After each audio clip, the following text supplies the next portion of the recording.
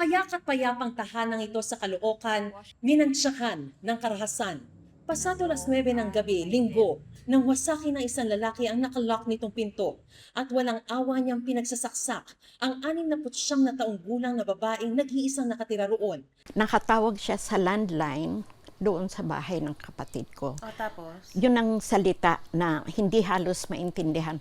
Papuntahan ako dito. 2 ulit daw po inulit.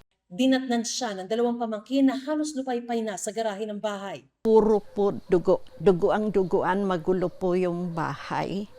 Maraming dugo sa lapag. Nagkataon ding may nagpapatrulyang pulis. Madalian pong isinakay ang kapatid kong nabiktima, isinakay dahil yung mga pulis po, sila ang naghatid na sa hospital.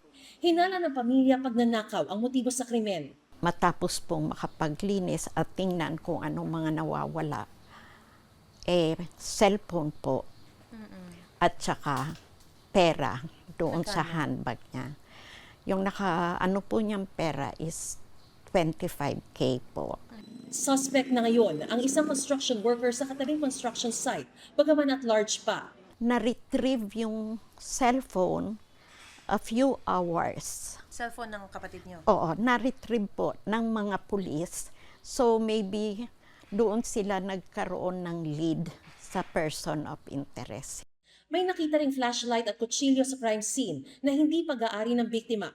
Bukod sa mga saksak, may mga bugbog din sa mukha, mata, ulo at bibig ng biktima. Patuloy ang pag-recover ng biktima sa ospital. Ang mga investigador naman may leads na raw at patuloy ang manhunt operation sa suspect na nananatiling at large.